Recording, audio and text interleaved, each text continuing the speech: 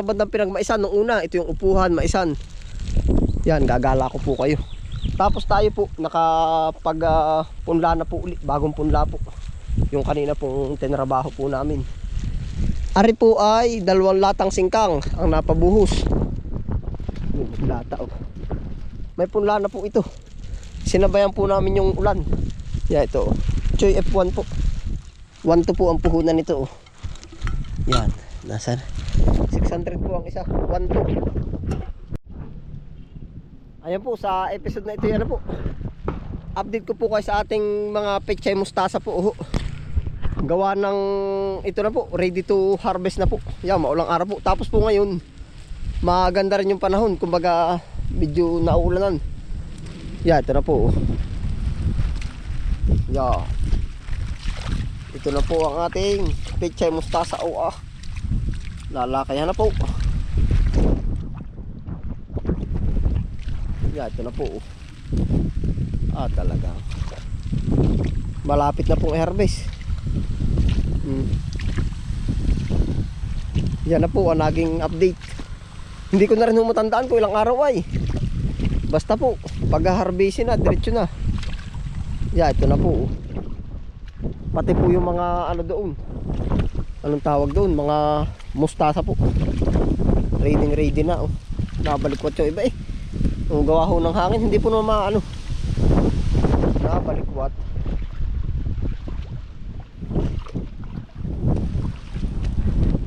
Ready to harvest na po yan. Oo.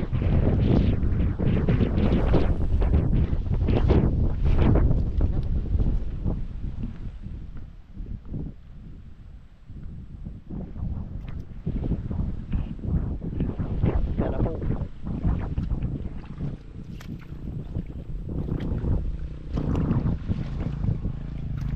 Ating mga pechay.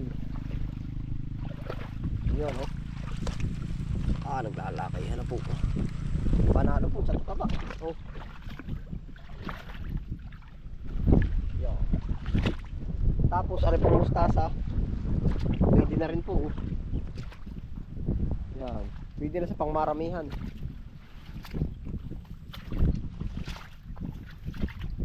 Yan, may mapipili na po. Hanggang doon na po yan sa kabilang dulo.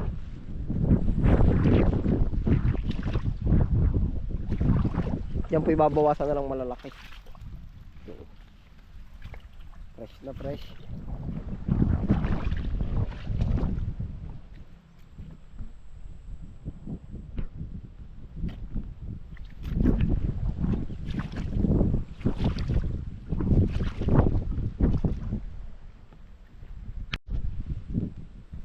Ready to harvest na po lahat yan oh. Pero yan po naman a-adjust yung araw. Kung mag-a-adjust ang araw, may lalaki pa pong iba opo. Tapos ito pa po yung iba na mga pechay po. Lalaki na rin oh. Yung galing sa punlaan. Ito po ay galing din sa punlaan oh. Yan oh. Panalo oh. Pwede na kukuha tayo ng pang ano po, ng pang sariling panggamit oh.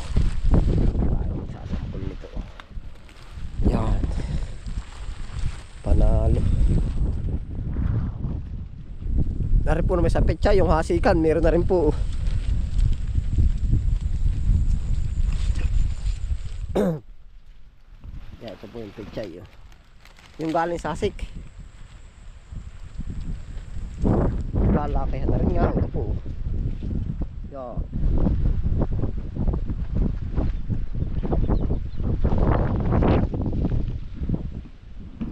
Nababago po ang panahon, ulan init.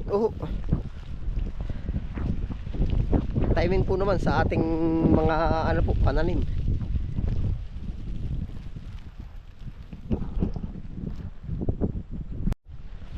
Yan po ay yung ating punlaan. Lipat po naman tayo dito sa singkang sa ibaba. Yun po yung singkang nating kabila. Dito na po ang next na harvest. Opo.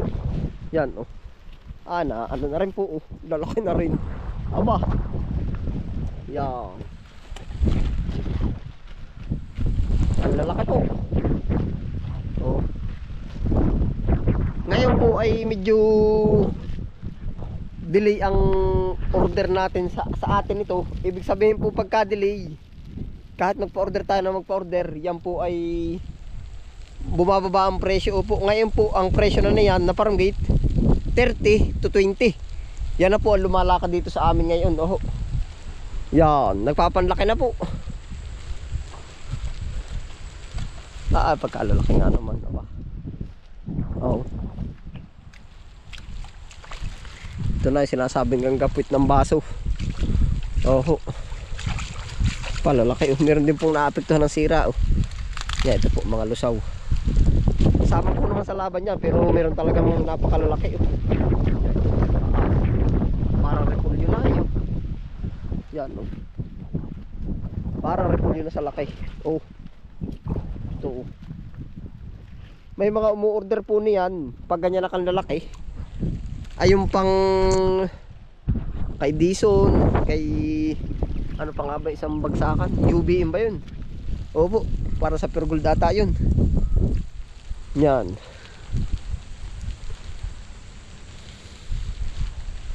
Ito na po.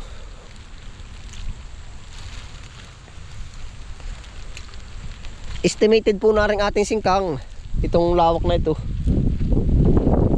Aabot po ng 4 to 500 kilo. Kaya nung bumaba na naman po ang presyo, ganun po talaga.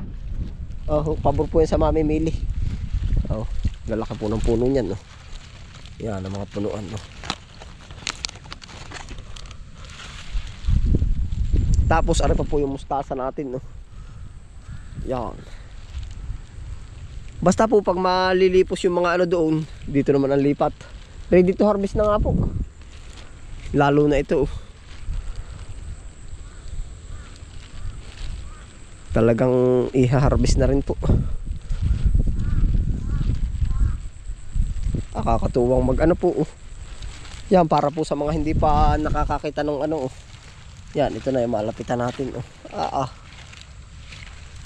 Lumilipas ang panahon, kasabay ng ating gunita, mga puno, halaman. Dapat nating ingatan panapanahon ang pagkakataon. May babalik ba ang kahapon? Natatandaan mo pa ba? Inukit kong pangalan sa punong mangga. Kung may itinuro po ako sa inyong malalaki, ito naman po yung maliliit. Meron po, hindi talaga may iwasan.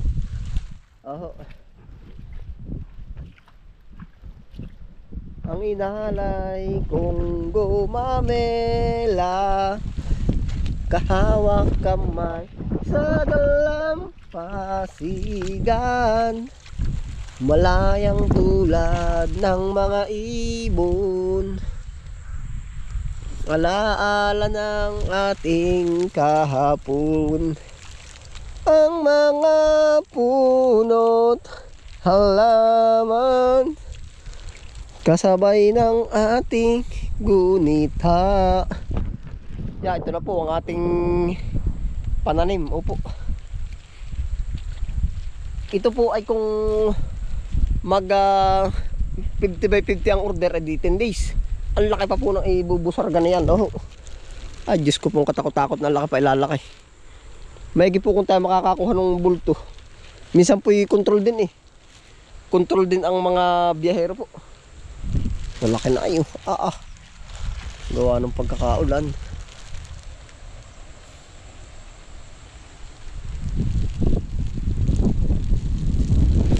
Doon po naman tayo sa pechay po. Doon sa kabila. Mas malupit po are. Mas malalaki. Pechay po ito. Yan.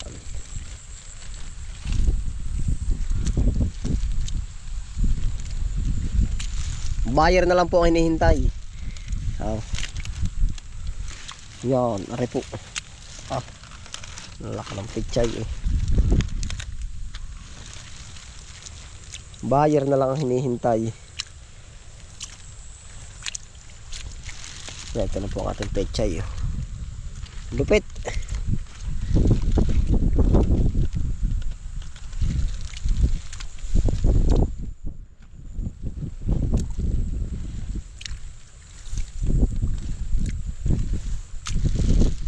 laki po ng dahon, no. Talagang tago ang kamay. Yan, ito po. Minsan po ang malalaki, pabor din sa nagtitinda pala. Gawa ng, imagine nyo po, pagka maliliit yung ating pechay, madaling kumupis, reject agad po. Opo. Kaya ho minsan, mas gusto din nila ay medyo hindi man kalalakihan. Gawa ho pang nag-retail naman, 2 piraso, mataas agad ang presyo. Opo. Kaya kinakailangan, presyo yung ating pananim po, para hindi ba agad magkupis. Opo. Yan. Yan na po ang update sa ating pechay, mustasa, ready to harvest na po. Ang bilis ko marbuay. Tapos ari po naman sa inyong bagasuhan, no. Tandaan nyo po yung aking tinatanim namin ardini, na maputi-puti pa ang lupa. At yun po ngayong umulan, no. Parang hinihipan na eh.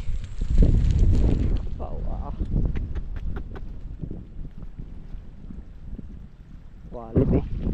Tapos yan pa po yung iba. Sunod-sunod na po ang ating harvest.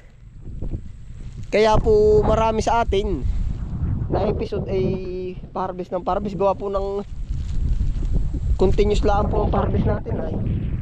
Tama po ba, harvest ng harvest ang episode, continuous ng harvest. Oh. Kumbaga maraming tanim, mas ano po, mas ano tawag doon? Mas maraming harvest. Yan, kamukha po pala na rin. Update ko na rin kayo, ano. Diretso na po tayo din sa kabilang banda. Oh. Dito nga po yung pechay natin. Narito na ho tayo sa bandang pinagmaisan. Nung una, ito yung upuhan, maisan. Yan, gagala ko po kayo. Tapos tayo po, punla na po ulit. Bagong punla po. Yung kanina pong tinrabaho po namin. Ari po ay 2 latang singkang ang napabuhos. Yung lata, oh. May punla na po ito. Sinabayan po namin yung ulan. Yan, ito, oh. Choy F1 po. 1-2 po ang puhunan nito, oh. Yan, nasaan? 600 po ang isa. 1-2. Yan, may punla na po yan, yun mga buto. 1-2. Ang side pong ari, bagong hasik ng pechay. Kaya po halos yung ating aray sakit. Pagkakasakit. Ano yun? Ay, ari. Tumusok din ba naman? Sakit. Kaya po halos yung ating mga pananim ay continuous. Gawa po ng harvest. Diretso dito. Upo. Yan. Yan po lahat ang maano nun yung pechay. Upo. Tapos dito ay mustasa po ari. Kabilang side dito. Yan, pechay mustasa. Ito po pala ay na buo na. Natapos na, lahat ay may tanim na, kabuo. Yan, narito na tayo, malapit po doon sa ating hito farming. Aho. Ari ay pechay, pechay pa rin po aring side na ari. Pechay. Anong tinatawag natin doon? Singkang.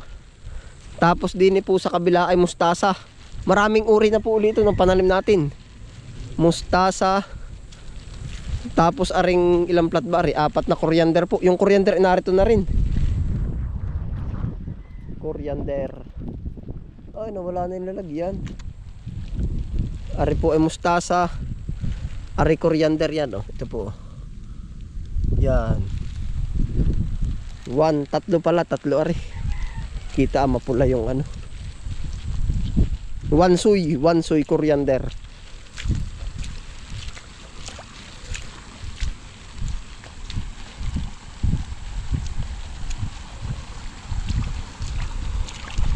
Yan, dito na po naka ano. Ina-apple po namin yung coriander sa malapit sa Pandilig. Dito sa irrigation, eh.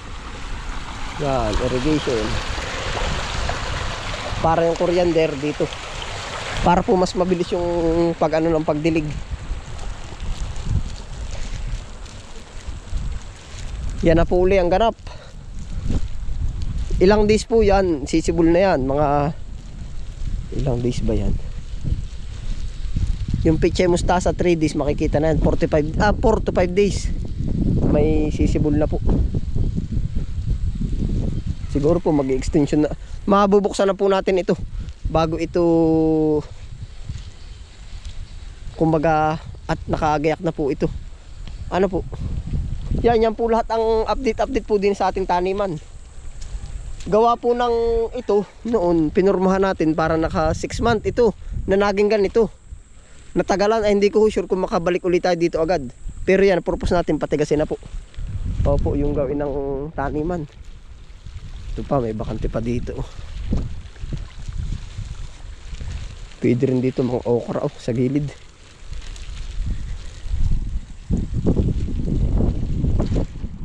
Ayan na po ang ganap sa ating taniman, ano, pechay, mustasa, singkang, ready to harvest na po sila. Opo, yan po ang update. Salamat po sa inyo pagsama. Ingat po ang lahat. Happy lang po. Bye.